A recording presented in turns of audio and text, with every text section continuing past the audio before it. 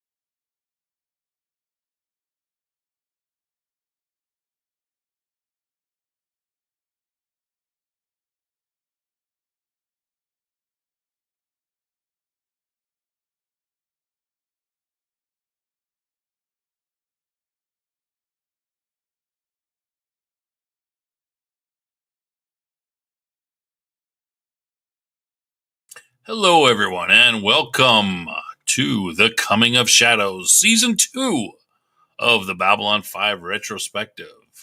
This week on the show, we're going to be talking about Episode 5 from Season 2, The Long Dark. But before we get into that, let me welcome my co host, the man with all his organs.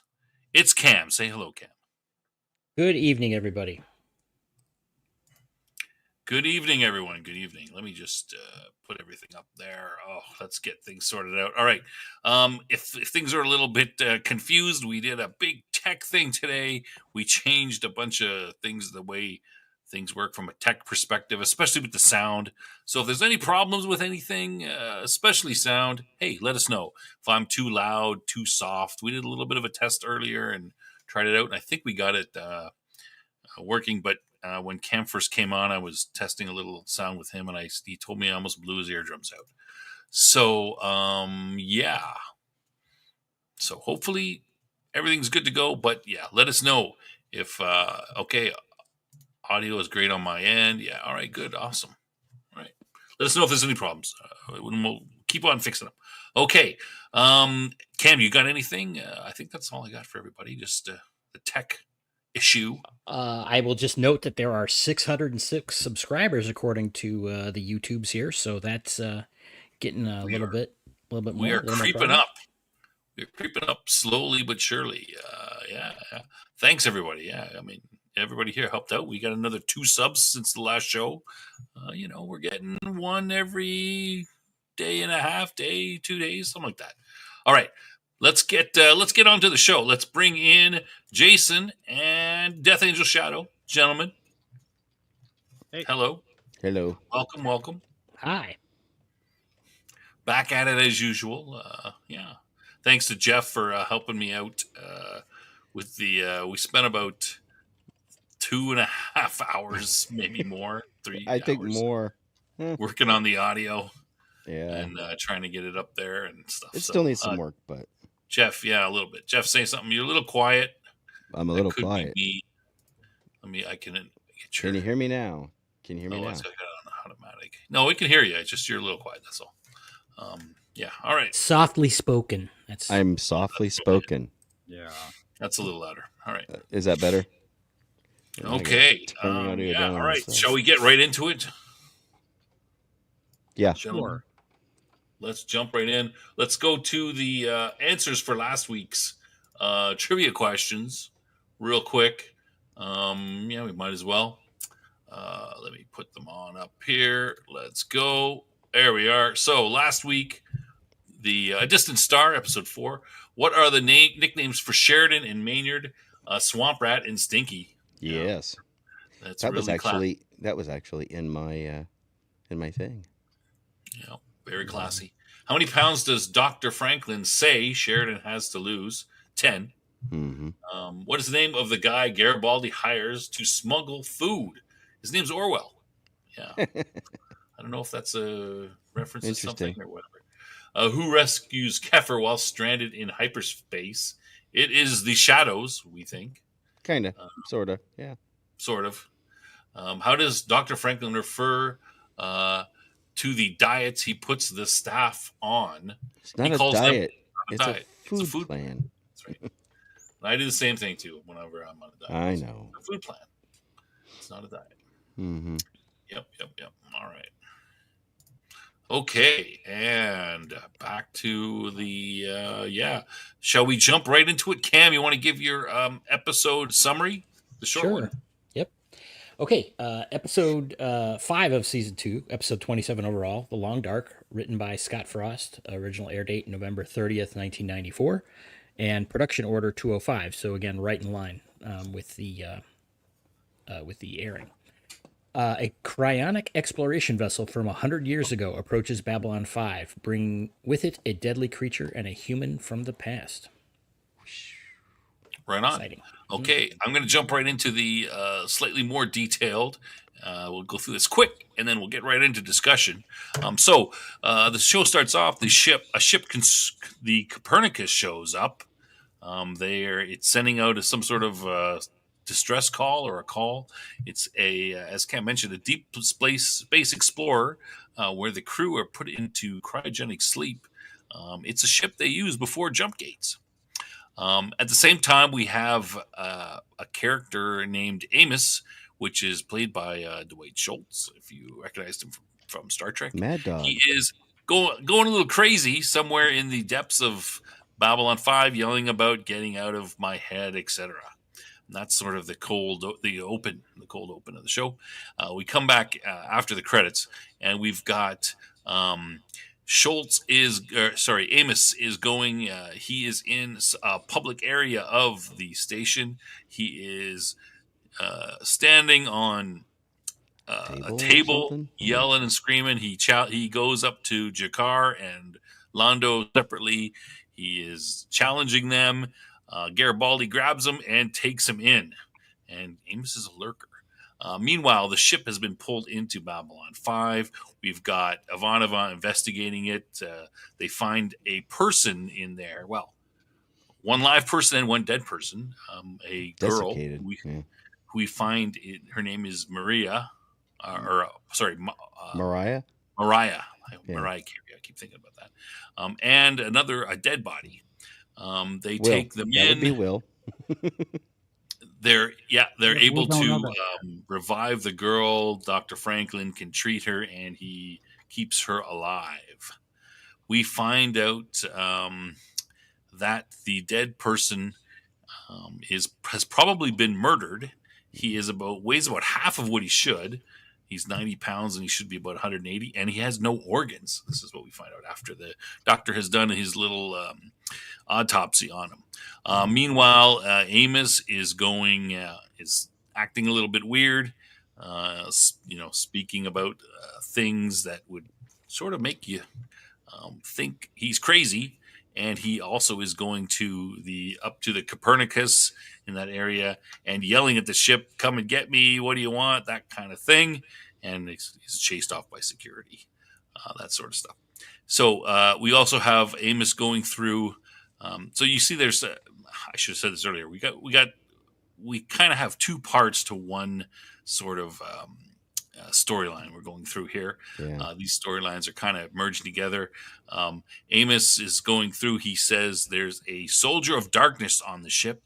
He tells us a story about how he was on a moon during the war, and everybody on the moon was killed except for him. And it just came for us. It came through the walls. We didn't know what it is, that kind of stuff. It's kind of a story that everyone thinks is a bit crazy. Meanwhile, the doctor has been learning from Mariah about the fact that she's been on this ship 100 years. Her and her husband, they went into cryo sleep. He was alive, that sort of thing. Nothing happened. She didn't do anything, and she's a little surprised. Meanwhile, there's a rumor that there's another alien is killed on the ship, and he's also found in the same way that Mariah's husband was, with no desiccated and with no organs. Now the council and the rest of the aliens, everybody on B5 is getting a little concerned that there is some sort of something going around. There are some alien races who seem to think that this harkens back to some sort of thing from long ago, from maybe 1,000 years ago or so, and they want to get rid of the girl and the ship. Just send them off. Well, Lando thinks it's superstition.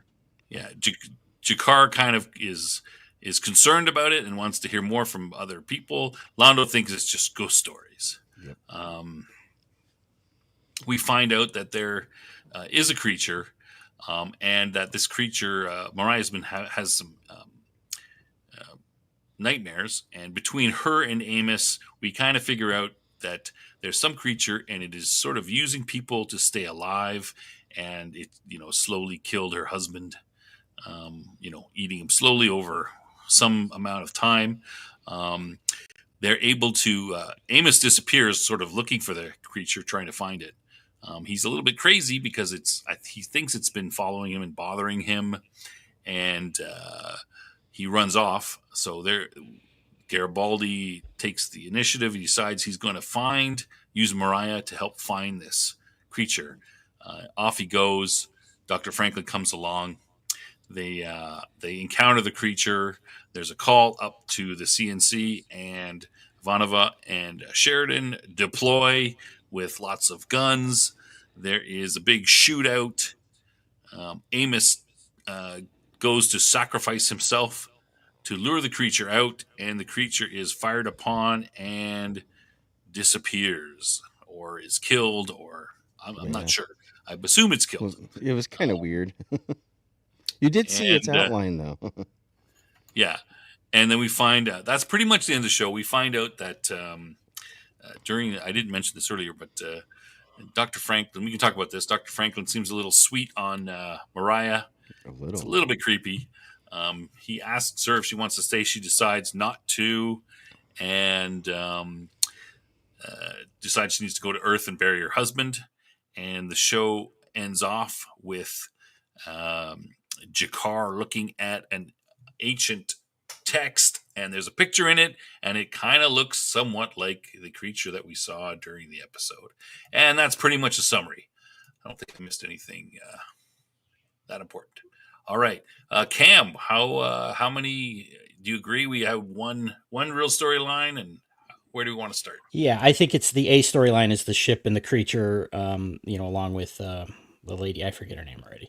And then the B storyline is they're pretty tightly connected, is Amos and Garibaldi kind of investigating things, and they intertwine pretty tightly, but I don't think there's really any other significant ones. So there are a few details. I was looking at this as an A1 A2. Yeah, that's fair with them, and then the B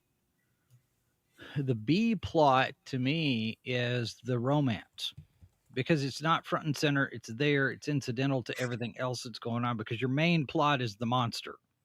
Mm-hmm. And you have two threads of that with what's going on, Sheridan and everybody trying to figure out whether or not this thing is on here. And then you get the Amos thread, but they're both connected to the same plot. So Mm-hmm. I'm thinking the B plot is the romance part, because it's there, but it's not front and center the whole time. It's called B-. Am I right? Yeah. Yeah. Yeah. That's fair. That's a good assessment. I gotta say, this is the first episode where I have felt like Franklin is a better character than he usually is. Stephen Biggs actually gets something to do, and he's okay in what he's doing. We get Franklin. Creepy. Well, I mean, he gets the doctor. He's doctoring. He's he's doing something. That's not doctoring. He's macking on all the chicks.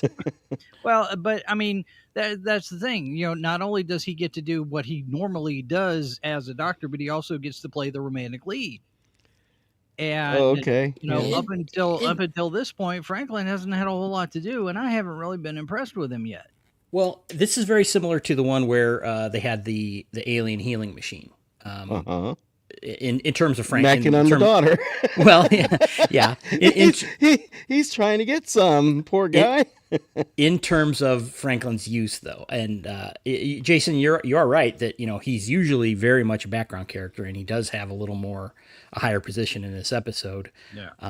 But I can't say I loved it. It was okay, but again, this show is very well. This is 30 years ago, right? And this whole like I don't know, the romance thing just doesn't play Doesn't well hit. to me. Yeah. I don't know, Jason. I don't know if you were saying you liked that or not. I think you were speaking more to the structure. I was making note of it. I don't necessarily think. I mean, yeah, it moved really fast, all things considered. One day in her time of her husband being dead. But Barely. they also both pulled away from it, and there's like, okay, this is not something that we need to be looking at right now because husband's dead, monster. I thought really the whole thing of I found out my husband's dead, but we weren't getting along all that much anyway. I was like, really? But of course, I mean that's the trope, right? You Yeah. have that, a lot of that stuff, especially at that time period, in the 90s, there was a lot of that where, you get the character that's maybe going to have an affair or maybe going to have some kind of a religious, not a religious, romantic dalliance. I mean, it'd be completely different if it was a religious dalliance.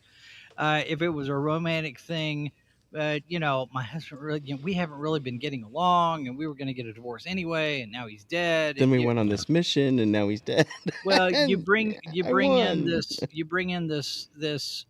this emotional beat where And I she can't cry. it's basically trying to justify the shortcut, Right.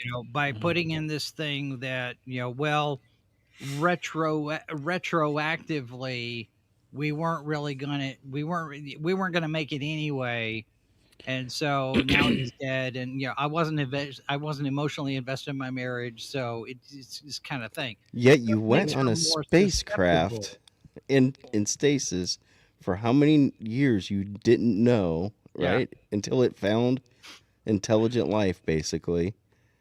And yeah. Okay, Yikes.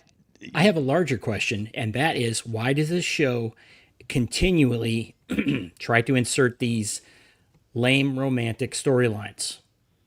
This is, again, were they planning on her being a regular on the show? It's this kind of a attractive lady comes on the show and we have to do some sort of romance subplot. I don't understand it. There's hard story to be told here, and I guess Jason, to your I think the point you were making is this is Oh, what are you playing, Sorry, Bob? things Stop's taking off trying on to- its own. Keep going. that's all right. I'll wait. Wait. Wow, it won't seem to want to stop. It doesn't want to stop. Okay, we're off to the races What here. is that? Is that the That's countdown? the intro, Is that the yeah. countdown file? All right, there we go. When is that? Okay. What do you guys think? Do you think that Sorry. kind of storyline is helpful to the show? I don't think so. Does it help you like the characters more? No. No, I mean Okay. it's additional layers It's and fluff. depth to the character. It's maybe fluff, but this is typical, especially in the 80s and 90s, not just with science fiction shows, but the detective shows. I mean, how many times did Sonny Crockett on Miami Vice get the girl? You had even going as far back as Starsky and Hutch. They had girls that they were interested in. And it wasn't always the same girl. It wasn't Yeah. Buck Rogers. This was a trope back then, and some of it is to add some depth, and some of it is, I mean, how many girlfriends did James Kirk have? But I think some of it is Zero. I think some of it is us establishing a sense of isolation and loss for these characters. And they talk about it in Star Trek Five. Other people have families, not us, because of the nature of the job that we have. And maybe some of that is in play at some point in an overall sense. I don't know if it is here, but I think in Well, general that trope is used to reinforce the isolation that the character has because they can't have that kind of a relationship. okay, why not on Babylon 5 though? This is a 250,000 people on this. How I don't live in a town, most people don't live in a town with a 250,000 people, Yeah. right?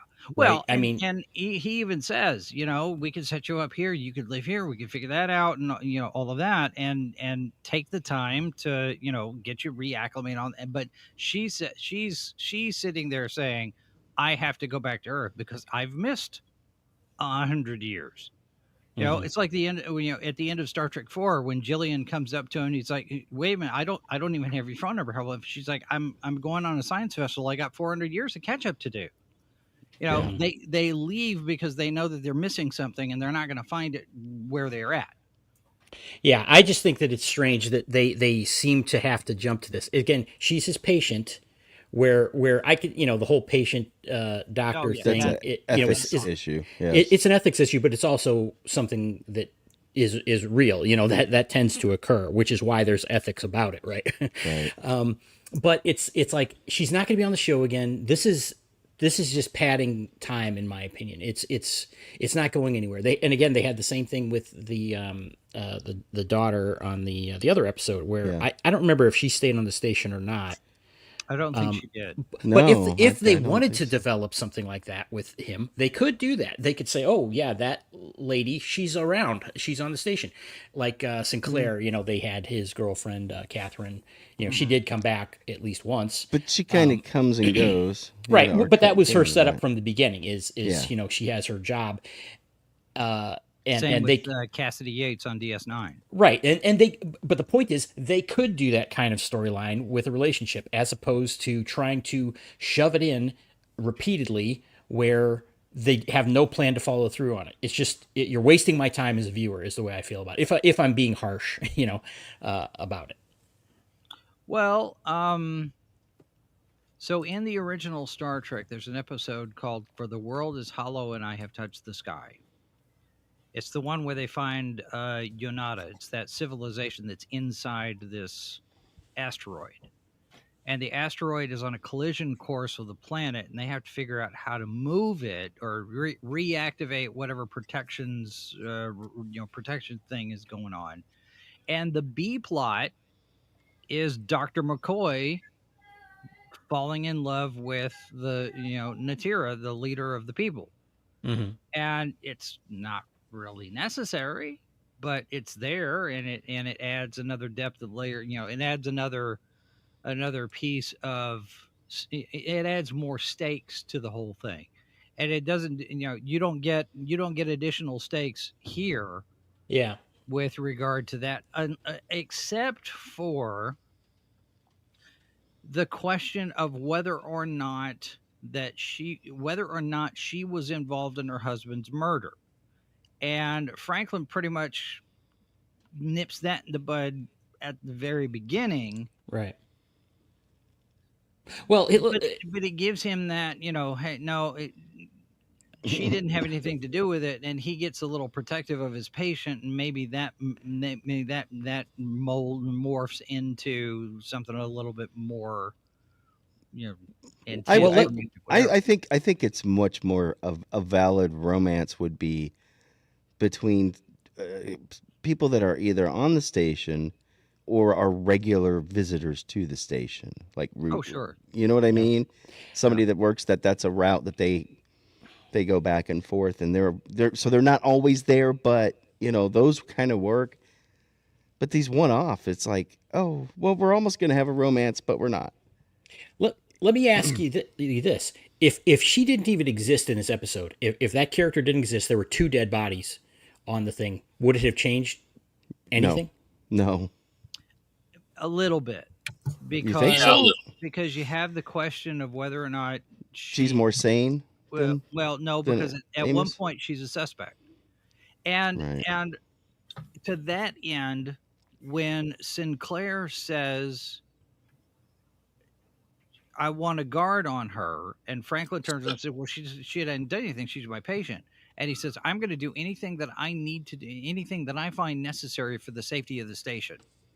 Because at that point, they don't know if she's the host of the monster or not.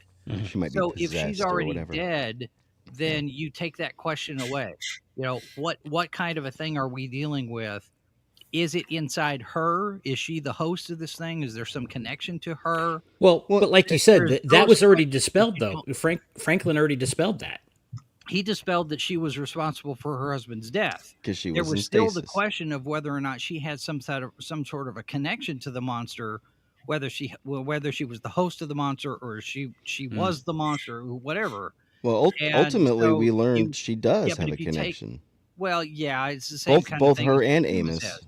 Yeah. Yeah. But it's a And remember, victim, they use her to find Amos. yeah, but it's a victim Yeah. relationship, not a symbiotic relationship, and that's what the question was. And if she's dead already, then you don't have that mystery to investigate. You Okay. don't have that question I that guess. that Plus, they can danger think that that's there. they can suggest that maybe she did kill him, and that's a little bit of time that they can, Yeah. I mean, Franklin's like, no, she didn't kill him, but I mean, we know that she. I mean, how could she suck the organs out of him? But we don't know that at the very beginning. Plus, that helps to. The reason that he says no, I mean, part of it is like when he said that, I'm like, okay, well, he's a little compromised as well, right? Because he likes her. So I'm not sure there's who a little kissed bit of who, that but dichotomy. It's not very strong. They don't build it up very well, but no. yeah. And he should have known better. It did, the way he always is about his medical ethics and this and that and the other. You'd think he would have been a little more. But she was hot.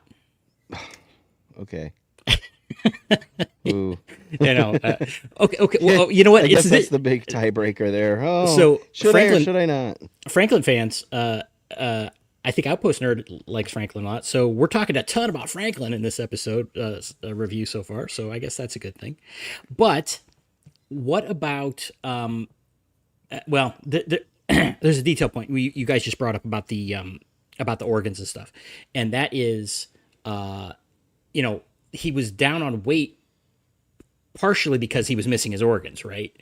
Right. But then when Amos was talking about it, he mentioned that by the time he got 90 out of there or pounds. something, he was like super 85 light, pounds. right? Yeah. But he hadn't lost any organs, so it's like, do they drain them? Because he mentioned that they use them as like food or whatever, right?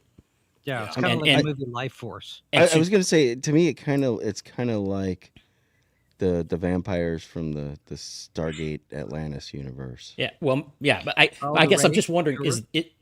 is the organ thing the last step that I think they so. finally take I the would organs? assume so. But in Life Force, she's naked, so there's, and it's not a Star Trek reference, so I can throw that in. At some Although Patrick Stewart is in the movie. yes, he is. Yeah. Well, Anyway, but yeah, I mean, it's kind of. I think this could be considered a filler episode. To well, be I think honest. No, I think Well, really. no, I don't think so. Okay. You don't think so? What, No. How do you think? Okay, well, that's interesting. How does this tie into the main storyline that you see going on right now? The arc, I mean, you're learning more. Okay, we've already seen the shadows. The only thing we learn a little bit about them. Obviously, when they open the stasis chamber that Ivanova saw at the Air and Space Museum. Okay.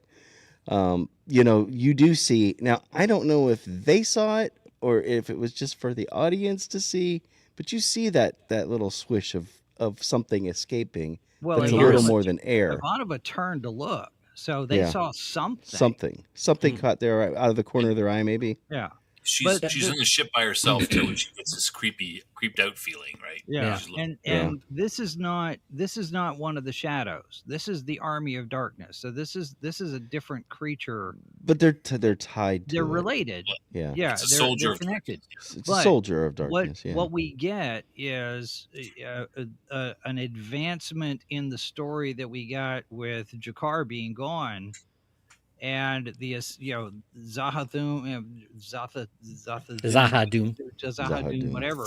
Because at the end of the episode, we see this creature Jakar looking in the had changed the Jaquans, ship's the course, book of Jaquans. changed the course of the Copernicus to head toward Zahadum. Yes, we got 5 minutes of very good story bit there. Well, but Right, this that's whole my episode- point. There's no, some. but hang on. But the whole episode establishes the kind of danger that this creature poses, and then it establishes at the end they're all coming together in one place. Mhm. So you establish the threat of you establish the credible threat of this thing, and then you add to it by saying there are more of them, and they're all joining up. Yeah, no doubt that it does have that bit, but when we went through the beginning of the storyline, what we said the plot was, I said one and then you said it somewhat differently. That wasn't really mentioned though, was it? No, and it adds to the lore, but that's all it does. Well, that's good. I'm not saying it's not good. I I'm like not saying that it's- part. Well, I'm just okay, saying it was well, a footnote. It was a footnote in the Right. episode. Except it's not. I mean, it is. Okay. I don't see it as a footnote because you have the reveal, and it's more for the audience than it is for the cast at this point. Sure. At the end with Jakar. But when Jakar opens up in the book and you see this thing, and you're like, aha! It's an aha moment for the audience. It's like, oh, Yeah. that's what this thing was, And it's got the then- same general shape. and- Oh yeah, I thought that was a great moment. Yeah. But yeah, the it's cast, obviously the same thing. but the cast doesn't the crew there on the ship doesn't understand the entire threat here because they haven't been told yet. They're starting to put pieces together. Well, Jakar's And- tried. Jakar is still trying. He's still trying, and they sent a ship out and it got destroyed and whatever. So and of course you have the angle of Londo and his involvement. Right. But everybody now you're starting to get a conclusion. Well, maybe there actually is something out there, and this is something outside of just Jakar rambling and ranting about some religious thing or whatever. Now you have corroborating evidence that Mhm. there's something, and it's going to this same place that Jakar was talking about, and maybe we ought to start taking this thing seriously. Yeah. So if in retrospect, It raises the stake. if I suggested that is really the plot that matters in this story, what you just outlined, which I agree with, then I would say, yeah, then I like it a lot more. It's I just think that it was surrounded by a lot more time of things that I don't care about. It was mostly filler. Yeah. With but a couple of golden nuggets in it. Right, but I think Jakar, like the bits with Jakar, I think were great. You again, I've been kind of commenting on Jakar's In the evolution. When Right, when they had the council scene. meeting, that was Yeah. a good scene. Yeah. Yeah, and Jakar, I mean, his whole demeanor has changed now. He's like, you could just see it in his face. He's like sitting there, and it's like you could tell he's pondering these things, and he's speaking up, and he's trying to appeal in a different way. Usually when he's posturing and trying to like gain some kind of advantage and whatever, and now he's not doing that. Yeah. What was that? What was that, Snob? Take Londo. You're breaking up bad. Say it one more time, Snob. Okay, you're totally roboting on us right now. Well, So- and to Jeff's point about the filler, here's the other thing too, and going back to establishing the threat, where you have Amos's part of the story Mhm. is this thing feeds off of its victims. Yeah. and you have it wiped out it wiped out the entire base, but kept him, and it just fed on him, and it adds to that monstrosity of the. I mean, it is like the Wraith in Stargate, where I'm going to keep you for food. Right. Well, you remember in V, remember, and when the visitors come and they're stealing the water, and then then Donovan comes in, and Martin turns on the lights, and you see all of these storage tanks, and here's all the humans that have been taken away, and Donovan realizes they're going to be used for food. Right. It's the same kind of monstrosity. This guy is adding to the lore of this threat, that killed everybody else, but they kept me so they could feed on me. And Well, that adds to that threat. And then you have the other side of it. First of all, we established they suck all the organs out and kill them that way. I mean, that's a pretty ghastly way to go. And then on top of that, not only do you see everybody around you die this way, but now this one's going to keep you and suck the life out of you slowly until you just want to die. And then there's still that connection, because we get that at the very beginning when Amos is like, I hear you coming. I know you're coming for me. Let's finish this. Yeah. So I don't think any of it is filler, except the romance. The romance is filler. It's crap. You don't even need it at all. But the rest of it establishes a threat, establishes another layer to the threat, and then establishes this threat is coming. Yeah, Snob, just to get Snob, since he says he's saying that Jakar is no longer wasting time taking digs at Londo. It's like he has a different purpose, and absolutely, and it's in my opinion, a great development that we're starting to see here. Although he did have a look in his eye. Jakar did?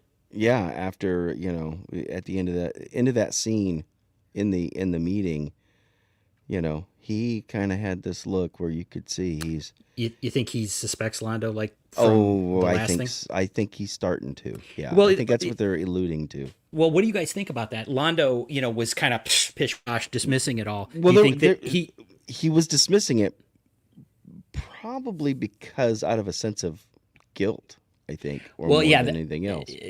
So do you think he had purpose, or it was just, Jakar's a jackass? I think he's trying to. He kind of knows that he's in. Well, in fact, Garibaldi put it that when Amos was preaching there in the promenade, or whatever you want to call it, he says, well, you were about to accuse when he's explaining to him after he comes to in the room, you're about to accuse the Centauri ambassador of being in league with the devil, and you're probably not far from the truth. Yeah. So there's, I mean, Garibaldi knows how Londo is. Yeah. So. I'm going to disagree a bit there. Okay. Am I coming through okay? Yeah. Yes. Good. Yeah, you are now. Okay. I'm going to disagree a little bit. I think, I think my sense was that Jakar is looking at Londo, and I think he's still trying to determine when Londo's talking, because Londo says, oh, it's just a ghost story. I mean, that's very typical of Londo to dismiss things and, oh yeah, it's just you crazy, you other weird, lower level aliens, you believe in all kinds of weird religious crap. So I think Jakar is looking over him and wondering if that's like I said, very typical Londo. Is that Londo being Londo, or is he trying to hide something? I think that's what I don't think Jakar has determined. He's got an inkling, he suspects, Right. but he's still gathering information and stuff. I think he suspects. He's kind of caught the scent. But something. As you said, instead of him mouthing off back at him, now he's just like, I need more evidence. I need to be able to prove Jakar this. has changed. Have we seen anything yet that would have tipped Jakar off overtly? Yes. Because at this point, he's Londo's sitting there going, ghost stories. He's not acting. Jakar's seen the shadow ships. Jakar has. He escaped. But Jakar yeah. doesn't have any. Jakar hasn't seen anything, at least in an episode, as far as I can recall, Jakar hasn't seen anything that would suggest that Londo has anything to do with anything yet. No, we have. And Well, Yeah. the ship that gets destroyed. I mean, right, but he's like, I only told this council. You're not accusing us, Yeah. are you? And Jakar's like, well, I'm not going to. You Nope, could I see guess him. I'm not. I'm not going to accuse you right now, but I'm thinking about it. I'm thinking somebody did it. Yeah, He's like, "Never he had the mind." realization that he the light went on for Londo in that scene, not this episode, a couple episodes back, where Yeah. he's like, Right. "Uh-oh, And someone." I I'm think just going to keep my mouth shut now and get proof. I think. I think Jakar would be. Jakar he's a diplomat, and he can suspect something, but he knows that he wants unshakable proof before he's gonna Oh yeah. nail Londo down. Otherwise, if it's not 100%, Londo will wriggle his way out of it. So he needs to Yeah. get. He's suspicious, and he's Londo's he's sure, Londo's but- trying to be himself in more, even more than his normal self, his boisterous, dismissive self, almost to an excess of the way he normally would. I mean, he's always doing it in an excessive manner, right? That Well, we've seen. Londo has a new purpose now. Remember, so he's kind of Right. there's more. I think you're right. There's more focus to it. So he's more determined in his attitude. Right. It has more of a point. I think this is a great comment by Post Nerd right here. Yep. Yeah, he was saying Descartes has learned that mouthing off is only alienate the other ambassadors. Well, now he's looking for allies. I mean, he's always looking for allies, but now he's like doing so we in need a allies across the board, right, to survive, kind of thing. Yeah, this is not this. Well, and they even said that when Jakar and Londo were getting into it, that that he said, look, someday we're gonna try and kill each other, but now is not that time because it's gonna take all of us to defeat this coming darkness. So, and I think Jakar, one of the reasons, he says in the council meeting, he says people are talking about these weird things that happened, 1,000 years ago, and Londo is dismissing them as ghost stories, but Jakar is like, I want to hear more about this, and he kind of wants to get more information about other races and their sort of legends of these creatures, and possibly looking for allies too. Who else might believe in these, this ancient evil that is a concern, right? how much have we learned from the Minbari? They're still keeping some of this close to the vest, I think, but Yeah, not a lot. Well, see, and that's another missed opportunity here. Where were they in this episode? Yeah, completely absent. yeah, well, and even their last event, like, type of thing, was 1,000 years ago. I think I said this, but 1,000 years ago seems episode. to be Seems to be a common focal point. Yeah, focal point. Yeah. And what happened 1,000 years ago here? right. 22, 51, yeah, 12. That's like the Dark Ages, isn't it? Right, yeah, for us.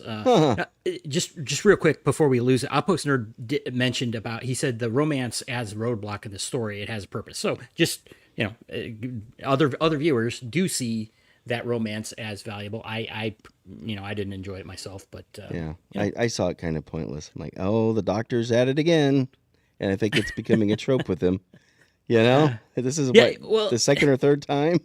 I like Franklin. I want to like Franklin. I do, and he does too. have some moments in the show, but I think that they do have a hard time utilizing him well in a lot of ways. But we'll be seeing some more of him. And how come? I got a dumb question here. Why, when they went on board the Copernicus, were they all wearing dress uniform or their good uniforms?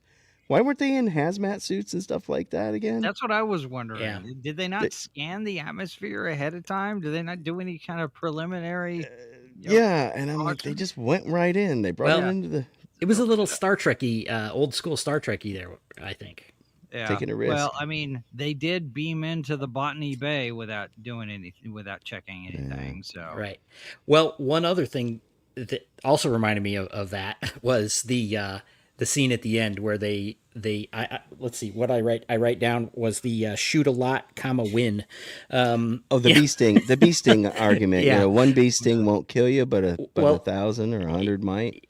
Right, but in that situation, they had the command staff again stupidly leading the the security detail, and Yeah, the same thing. yeah, They had the entire command staff go on the ship, yeah. Because the you had unknown ship. captain, you It's have the like, captain, Yeah. you have the commander, Well, Garibaldi, and the not chief only that, security. but when they went down to confront the monster at the end, everybody's in tactical gear except the command staff. Right. right, yeah.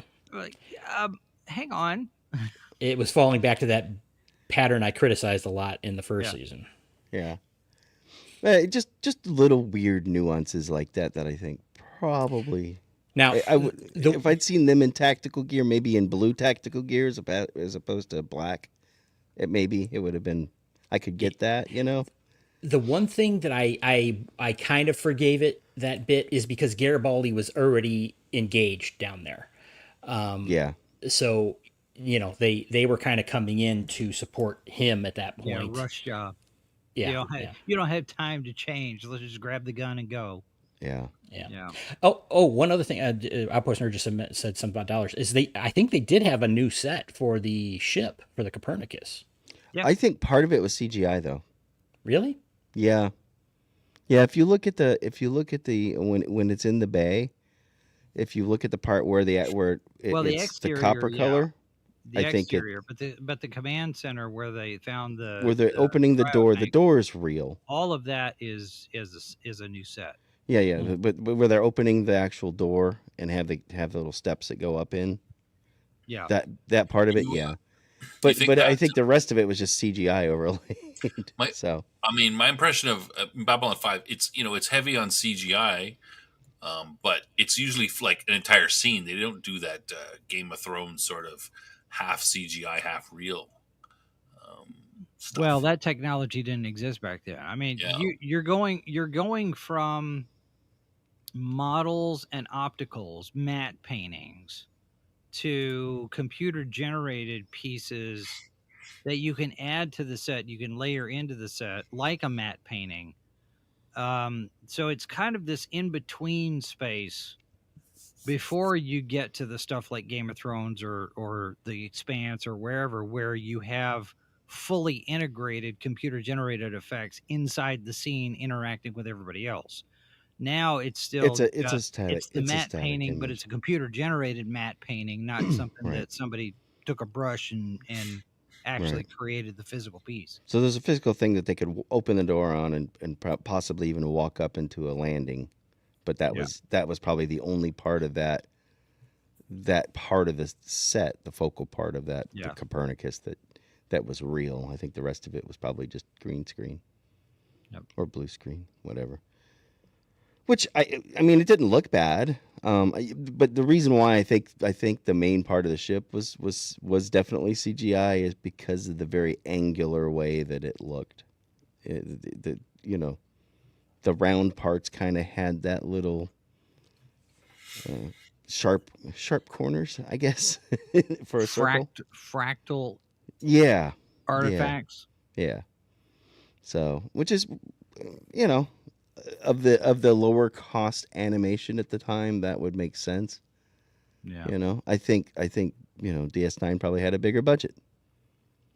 They could Well, afford more render time DS9 was still using models. for everything. Yep. Were they? Pretty much. They didn't. I mean, there may have been some computer stuff like the wormhole, Mhm. but all of the ships and the space station and everything else that was all. They started to do some CG when they remastered the original series, but I don't think they were. I'd have to go back and look. I don't know when they started using CG full time outside of like digital set extensions like Dave was talking about, or matte paintings, or planets or whatever. I don't in the movies, the first use of computer generated ships was in Insurrection. Enterprise E was the first digital ship, Okay. but I don't know how far back that goes for the series. Enterprise E was first in First Contact, so that one was still model. That was a model. Cisco was a model. the He was digital pretty wood. Yeah, Digital Enterprise E was in Insurrection. That was the first time they started using those ships. You are the Pinocchio. But I don't know as far as as far as the TV series go. I don't know when they started using CG or if they did. I know most of the time it was all models. I mean, it's clear that this show is got to rely on CG, and they went the CG route as opposed to the model route.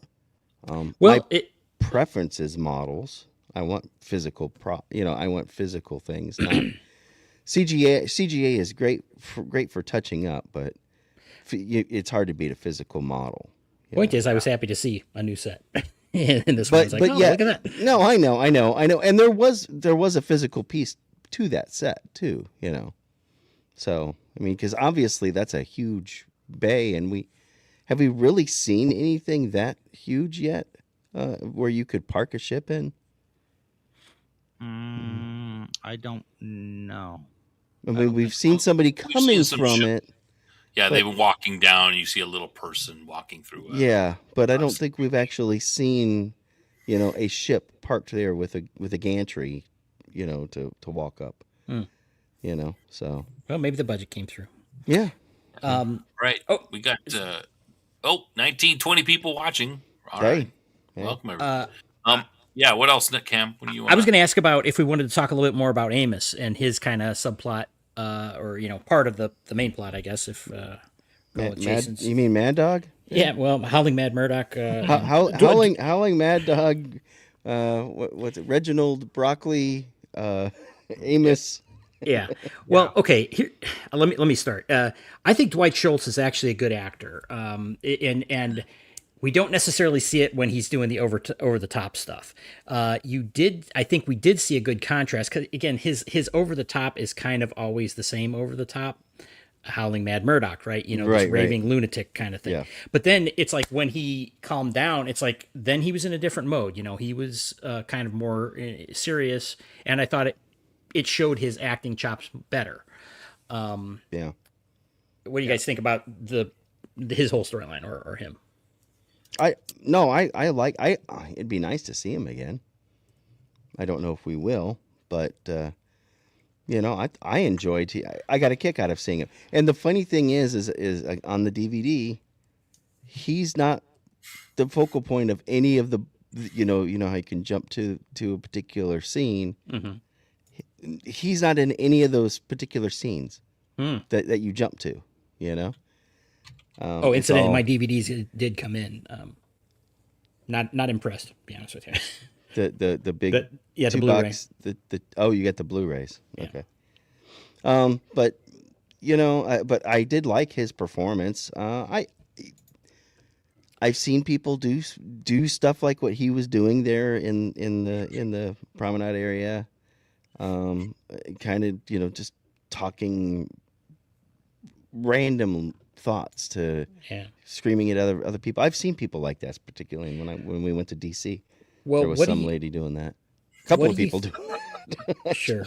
What did you think about? I mean, it seemed like they were kind of trying to delve into a little bit there with him and Garibaldi. The fact that both he and Garibaldi were ground troops. Right. during the war. Ground pounders, is that what they called it? Yeah, Yes. ground pounders. Yeah. And they were not in the front line of action. So it's kind of, you're seeing this other side of things where it's, usually the battle of the line is what they're talking about.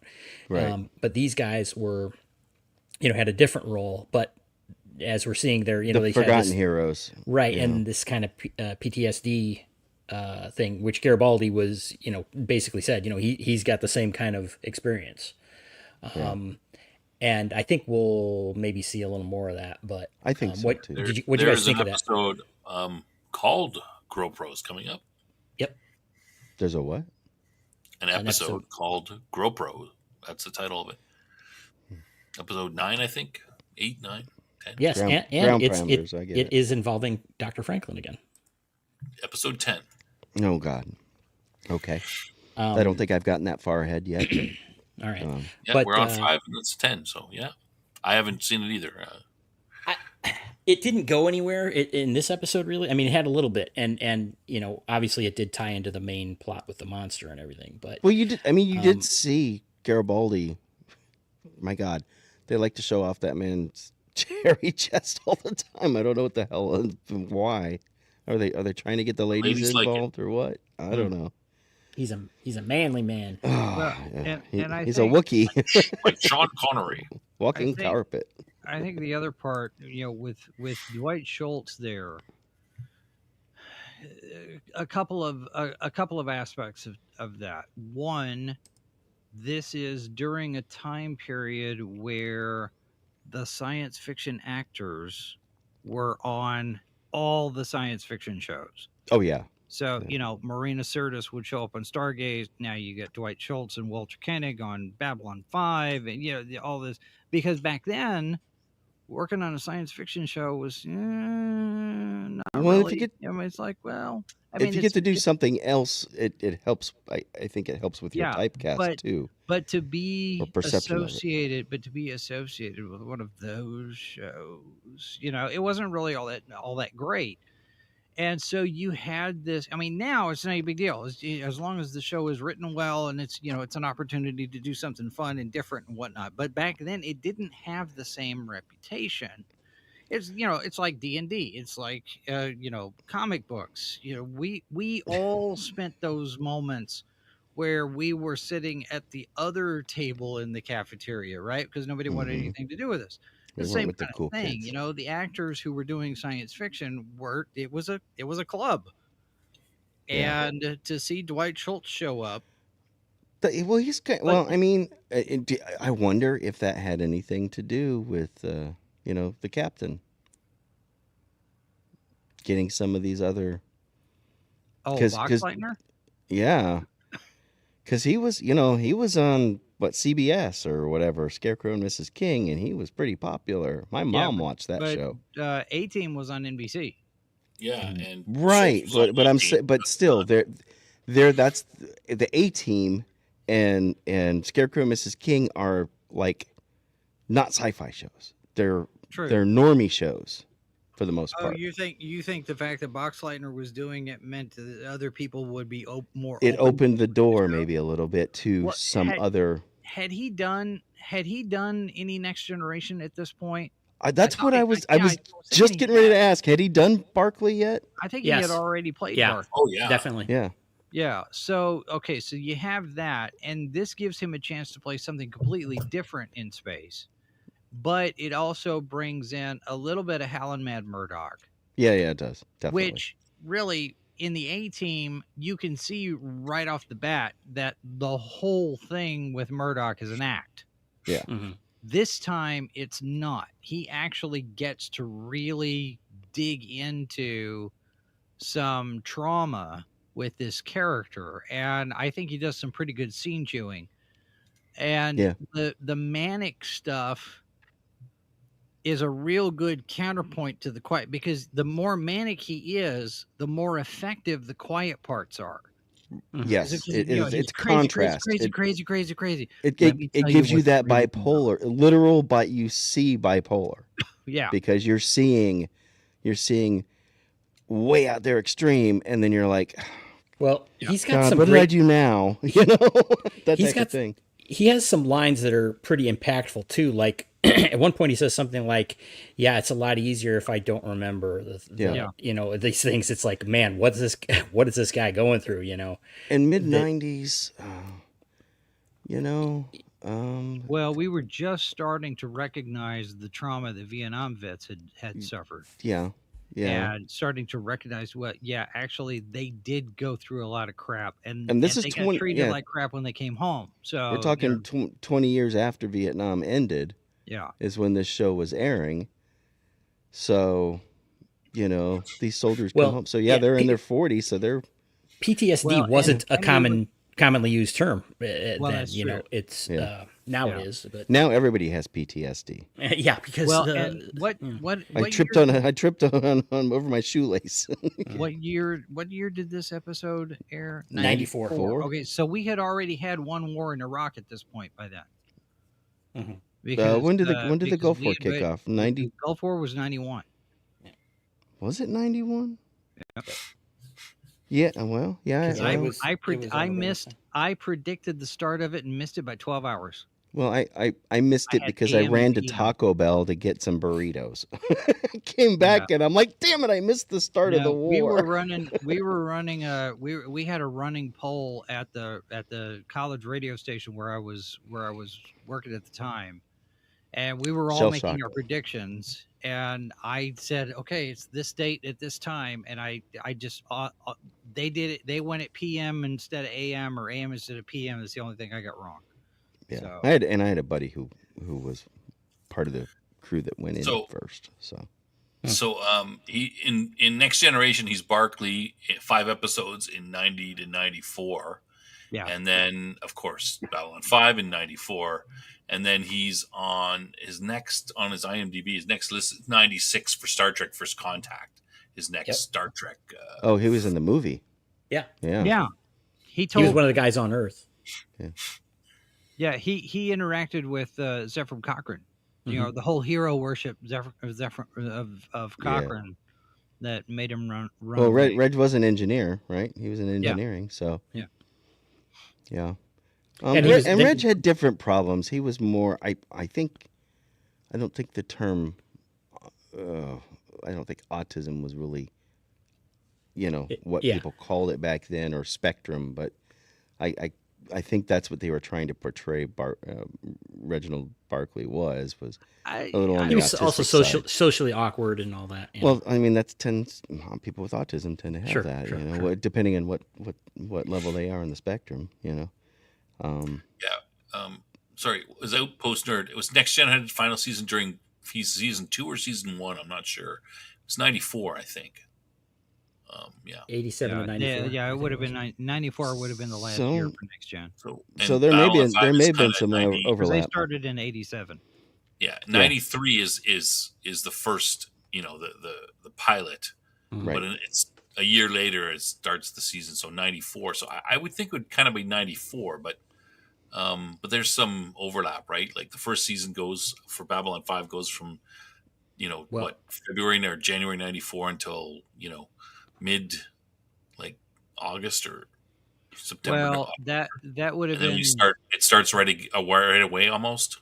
well, Yeah, no, the 'cause second it was season started in It November. was a syndicated show, but they generally tended to follow network schedules. So For filming and stuff.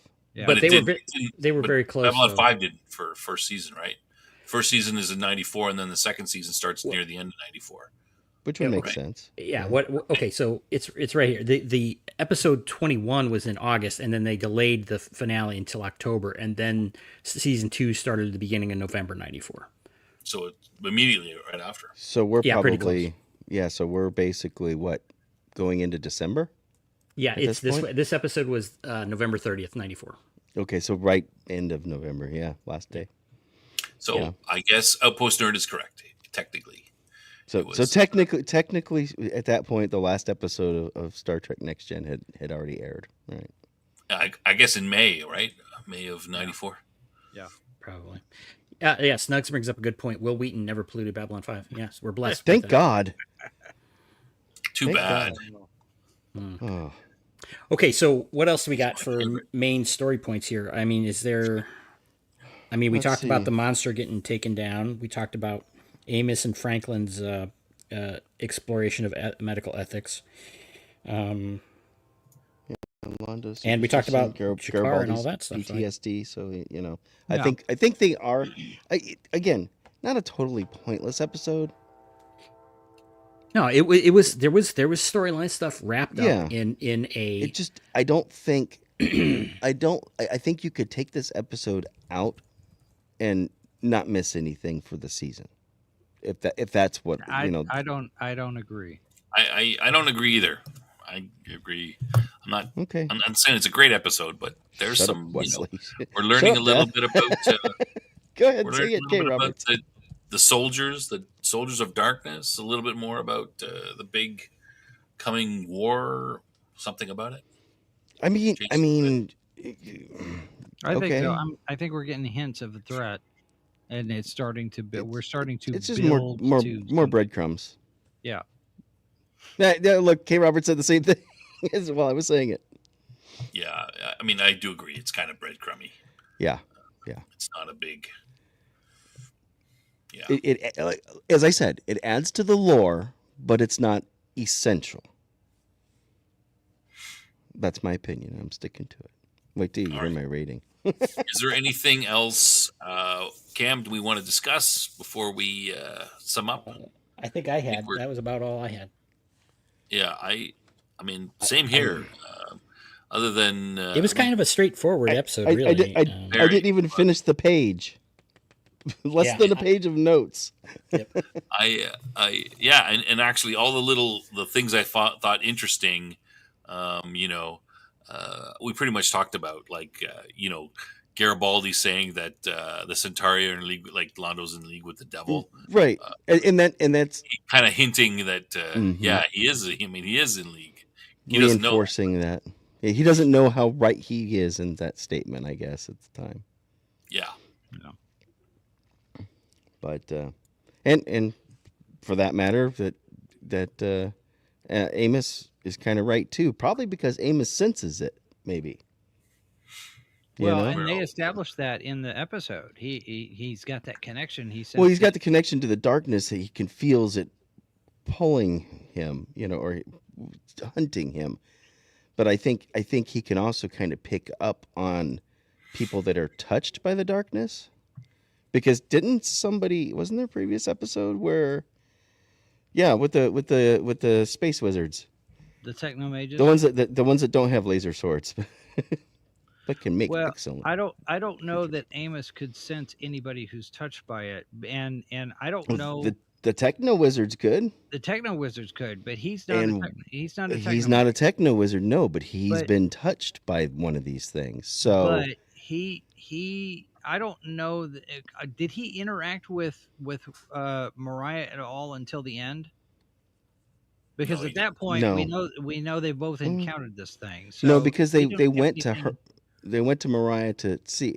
Garibaldi went to Mariah and says, "Can you help me?" And then the doctor walks in and says, "Well, she's not leaving without her doctor." Yeah, but but we never saw them interact I don't think in a no. scene. They did So not. we don't know if he detects that she's been affected by this thing or not. But when he starts in at the beginning and he says, "I know you're coming," that monster is not hunting him, because this was an act this basically was a pure coincidence that this thing found the ship and changed the course to go to Zahadum and whatever the who doom, and it just Zahadum. happened to take it by Babylon 5, where Amos figured it out. That's on this ship.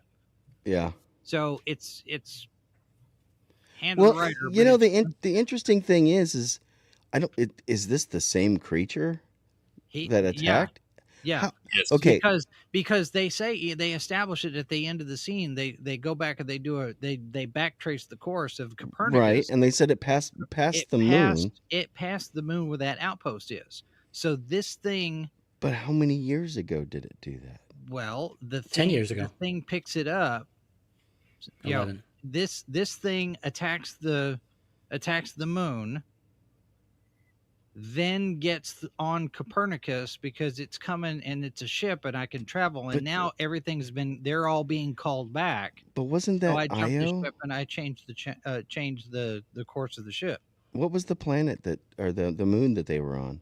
He was on a moon. I don't remember. Not in our solar system then, No, right? it was a rim. It was a rim area because the Minbari were setting up an outpost, and they were there. They had infiltrated ahead of time before they got the perimeter set in place. Is how he explained it. I think it was Okay. Minbari. Yeah, it was a Mimbar. You're right. Yeah. Okay. So it was during the war. So this monster attacks the moon, and then you have the recall for the army of darkness. So it jumps onto the Copernicus, changes the course, and that happens to bring it by Babylon 5, where Amos is, and he goes, "Oh, it's you again." Yeah. Yeah. The Yeah. only Well, at the strange very thing is starts that out, he's looking out the little porthole. Yeah, because he can talking to it. tell it's coming. But Copernicus, but we get Copernicus first in the first part of that scene, and then we get Amos reacting Right. after He knows it's we coming. establish Yeah. that it's there. Yeah. He can feel it. Yeah, the only strange thing is why you know Amos leaves the planet, leaves the moon, and they rescue him. They find him. He's lost. He says he's lost a whole. He was 80 pounds or something like that. He leaves, but the creature doesn't try to eat anybody else. And he Well, the was creature rescued. was gone by then. Well, no, I don't. You think so? Yeah, I think it was on He Copernicus jumped on the ship.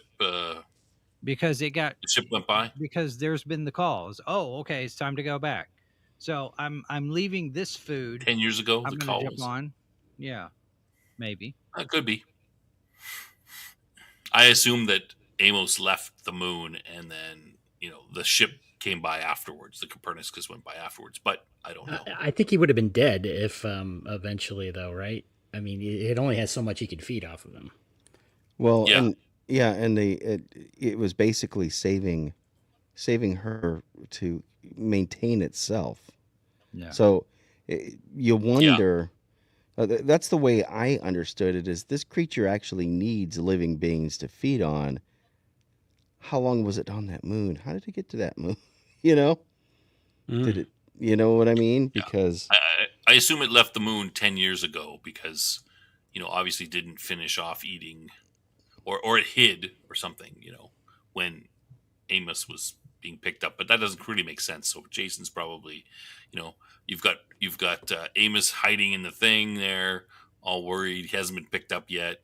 The ship comes by. The thing jumps on the ship. Some other time goes by and he's finally rescued by Earth Force. Well, it and was saving the broccoli. it has the Good ability one. to reprogram the navigation system. Well, yeah, it's not. It's intelligent, I think it's got some Or- physical. It can or- physically manifest itself somehow. right? Maybe something else reprogrammed it. Maybe. Something, someone. Anyway, My point was, I didn't know if there was just one of these creatures and that's the one that hitched right, or if there was multiple of these creatures that were on there that attacked this, Amos and his buddies, or what the situation was. How did they get there to begin with? How did they survive there before food showed up? How long had they been there? Because obviously they need it.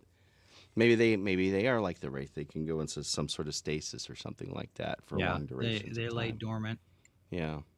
So, but they do need sustenance to survive, as was definitely implied. So I think Outpost Nerd has a good point here. I think Cam is rubbing off on the rest of us. uh-oh. We want the plot.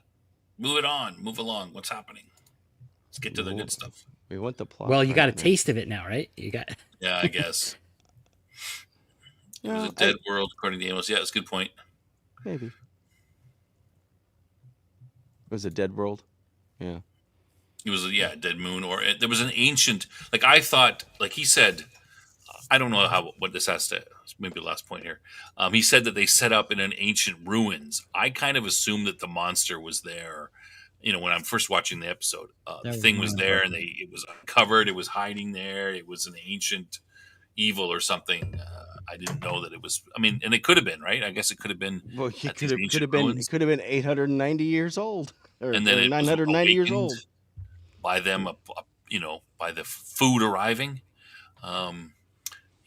Yeah, that's kind of like I always assumed it would hibernate until food was here. Yeah, so I kind of made my assumption was, it's in this ancient. He mentions it's an ancient ruin, and they awaken it, or just by being there, and that's when it comes out, and then maybe it hears the call or whatever. Yeah, I guess ruins that are It's almost not- 1,000 it's not- years old are ancient. Because that's what it would have been, right? But it does look different than it doesn't look the same as the shadows we saw in was it the last episode of season 2 or the first episode where Morden is talking. They kind of look like the doggies, cockroaches or some sort whatever of they are. Yeah. legged. So this thing looks different. So it's some sort of different thing. But yeah.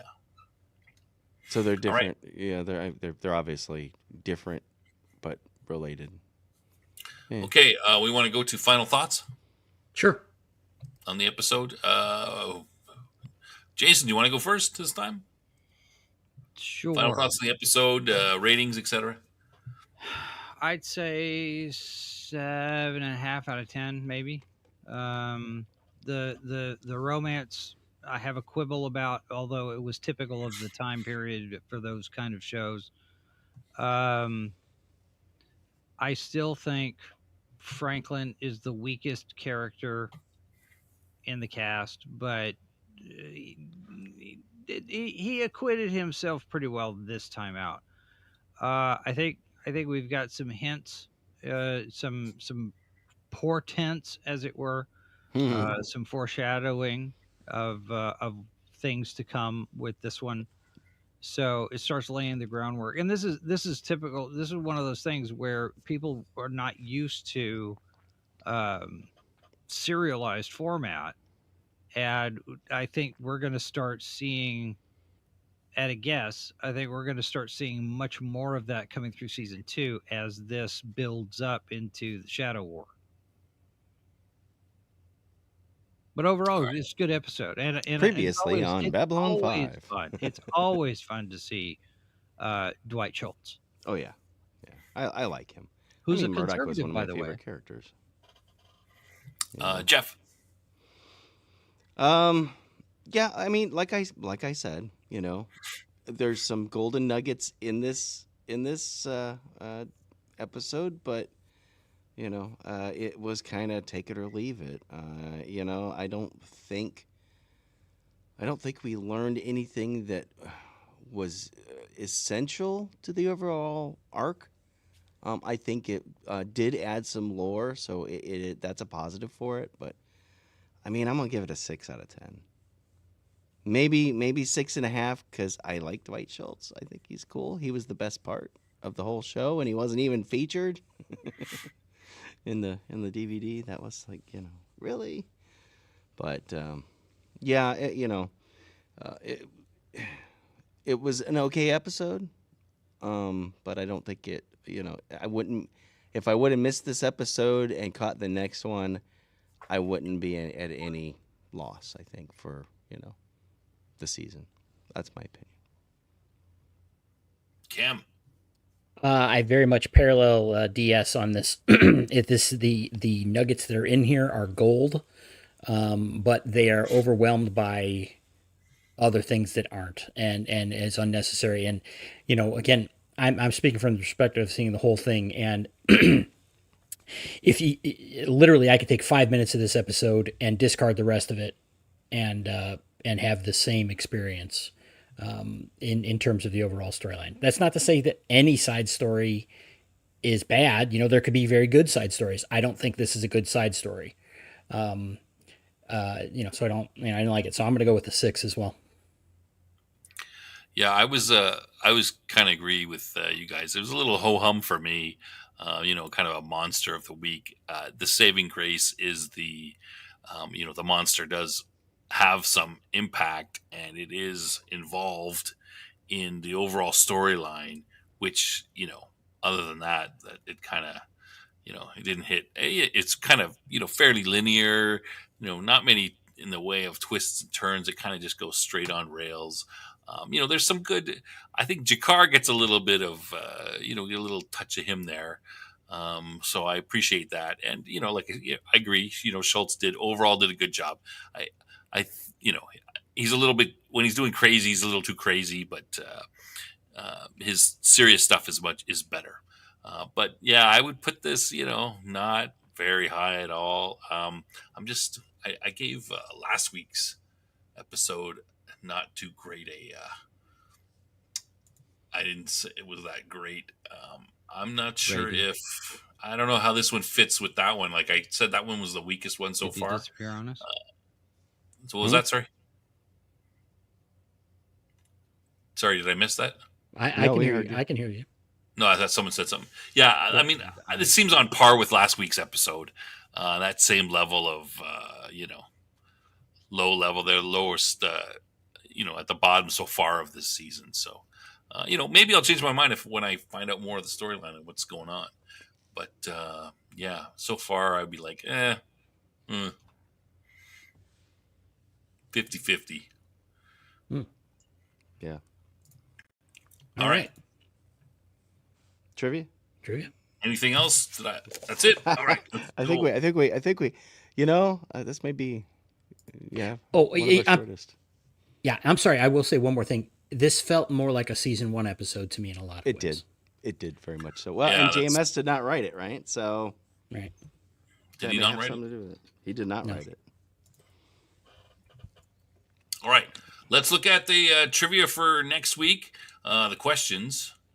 What do we got here? Trivia questions for next week. Answers next week. What is the name of the ship Mariah arrives on? It's pretty easy. What does Amos attempt to recite when he looks out the window? We didn't talk about this, but yeah. Who's the first person Mariah sees when she wakes up? What was the cause of death of Mariah's husband? And what was the destination the creature programmed into the ship? We talked about most of these, I think. But those are the questions you want to, if you want to put them in the chat, or just think about them. You have them ready for next week. Either or is good. Or yeah. What do we have? All right, we'll sum up a little bit. What do we have next week on your show, Jason? Pull me up for the other one. Or this week, or next week? Can you hear me? Yes. Yeah, we can hear you. Okay. All right. Because I couldn't hear me for a second. I got to do something. You're a little quiet, but well, it's because I am in 2 sessions. Because for a minute there, I couldn't hear either of any of you, and so I had to enter another window. So now I have StreamYard up in 2 different browser tabs, and I can hear myself now. So it's weird. Anyway, tomorrow on the program, we are going to be looking at the Legend of Zelda casting. And there's a rumor about the guy playing the princess, Anya Taylor-Joy, possibly in Star Wars. All right. As a well-known animated character. Plus, hey, I got Frazetta's book. I got the Frazetta book. Right on. All right. And go read my review over at the .com of the book of Superman. My review of Superman. Oh, okay. All right. Go check that. Go check out the Jeff show too. Yeah, we did that I don't wanna show. miss it. Huh? Oh, and Sunday night we did a special open line that nobody showed up to, but Bob Rosakas was on the show. What do you mean nobody showed up to? I mean, yeah. Nobody important. But well, not to we didn't even call in. So Bob Rosakas, for those who don't know, back in the 70s, mostly, he was the Answer Man. He was the production manager for DC Comics, and when you look at a issue of DC Comics, then you open up to the back for the letters column and the news of upcoming issues or whatever, and there was this column called Ask the Answer Man, and it featured it was Bob Rosakas, and he was on the show Sunday night. So go check that out. What do you mean nobody called in? A bunch of us called in. I called in. Yeah, I know. Hold on. It's not enough. I want more. I'm getting the link to that episode. Yes. That's right. I'm taking for granted. Let me get the link to that episode, Jason. I just put the link to the Top Lofty Lounge where we discussed non-movie Superman. Well, a little bit of movie Superman too. Well, but not this movie. Oh yeah, right. Yeah, not this movie is what I meant. Yeah. Okay, hold on. Sorry. Very quickly, I'm getting the link for Jason's show from Sunday. I did not choose Bob over you, and and there were some people that did. There were some people that didn't get the notification until a couple hours after we started the show. So that I don't know why that is. YouTube is supposed to send a notification out 30 minutes. 30 minutes before a show goes live for anybody who's subscribed to the channel and has notifications turned on. 50% of you- the time, I'll have this. Yeah, 50% But you of the you also time you it also works half the you time. also want to take it when you go to when you subscribe. You also have to make sure don't just click the bell. Tell it all. Hit the Yep. drop down, so that you definitely get the notification. And then And try to there's still give. no guarantee it's going to do it. And then if And you apparently if you there's all sorts of shenanigans going on now with the YouTube algorithm, oh not yeah counting views if the person watching doesn't interact with the video. So if you watch the video, but you don't comment, don't like, don't dislike, or anything, then YouTube maybe doesn't even count it as a view. yeah Mm. So I could have 300 views on a video and not know about it because only 12 people comment or click a like or whatever.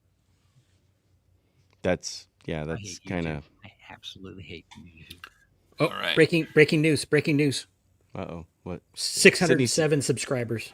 what is Sydney All right. doing that? Oh, sorry. Someone who's watching, subscribe. Thank you. We appreciate it. Right We on. talked about what Sydney's doing now. I know next- you her you put next out the thing. siren Yeah, we siren have call and Cam answered. We have the Sydney update. Yeah. Yeah. All right, Jeff, you got quick anything? Now check out the my review of Superman. I liked it. All right. I gave it a 9 out of 10. So Really? Wow. yeah, That's yeah. But I thought it was good. I don't Well, care. that's- I don't care what that's the other good. guys I follow say. You know, it's funny. James came back. He saw it last night for the second time, and he came back with a 9 out of 10. After the first time, he's like, he started to think about it, and said, there were some things he didn't like as much as he thought he did. But I'm starting to see on social media a lot of people posting that they like it even more after the second viewing, Boo-hoo. Interesting. which is an interesting trend. It's not just one or two people. It's like, I went and watched it a second time and I really like it much more. Yeah. So, and I'm wondering if it's because the first time it's such a different experience when you're watching a Superman movie, and and you now know what to you're looking at a expect. comic book on the screen, Yeah. and Maybe. maybe it's that culture shock.